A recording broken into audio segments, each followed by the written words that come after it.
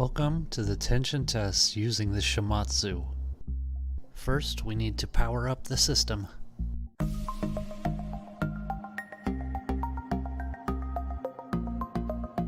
During this experiment, one person needs to man the emergency stop button at all times. If the tension jaws are not already installed, watch the tension jaw installation video. Now we need to start the computer and open the test software.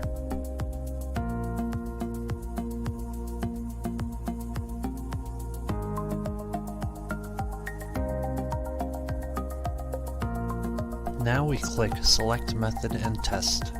This will bring up a list of files for us to choose from.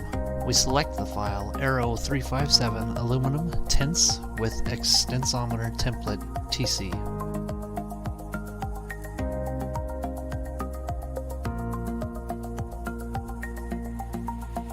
Now we locate the extensometer and connect it. These are the ports we will be using on the extensometer measurement device. The pin connection only needs to be screwed lightly in place. Now we turn the power on to the extensometer.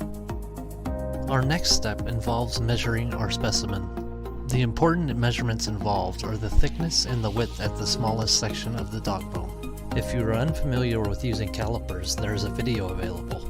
Now we will input our measurements obtained into the software. Click on Specimen Size. For the gauge length, since we are using the extensometer, it will be 2 inches.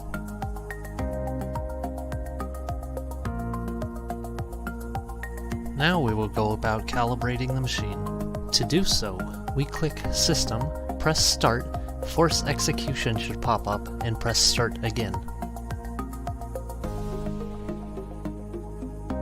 This process takes a moment. Please be patient. Once the process completed, force execution will show up on the screen. Simply press the test button. Now we install the dog bone in the jaws. We place the specimen in the upper jaws first, aligning it correctly so it's perpendicular to the face of the jaw. The top of the sample should roughly align with the scribe in the jaw face.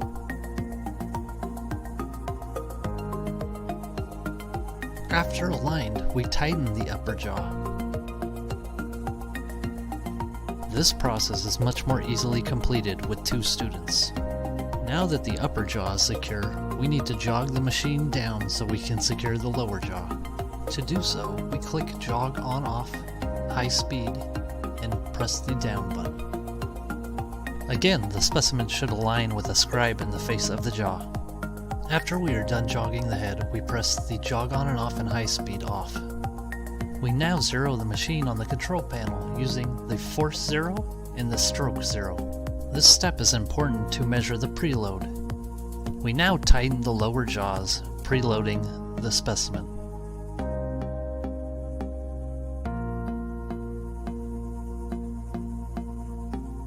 Now that our specimen is preloaded, we can attach the extensometer. We attach the extensometer to the 2-inch section in between the jaws.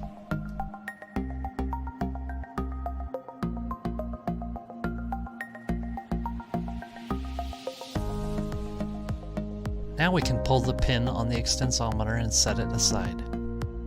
To perform the experiment, the shield needs to be engaged fully in its downward position. At this point, we will zero the extensometer on the ESA, and also within the software by right-clicking on the extensometer and going to 0. We are now ready to begin our tests by clicking Start Test and Start Test again. As the test proceeds, the software will plot a stress versus strain curve. During the test, the e-stop button should be used anytime a concern arises regarding the safety of the students or equipment, or if testing proceeds in an unexpected manner.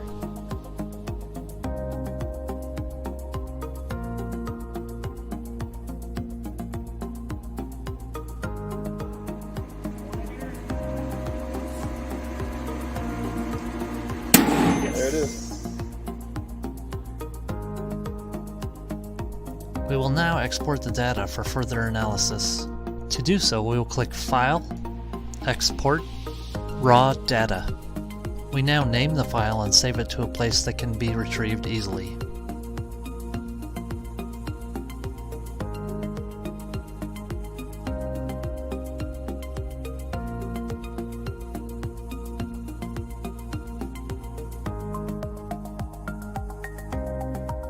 We now begin the teardown process. First we raise the shield. Next we remove the extensometer, being very careful as it does not have its pin in at the moment.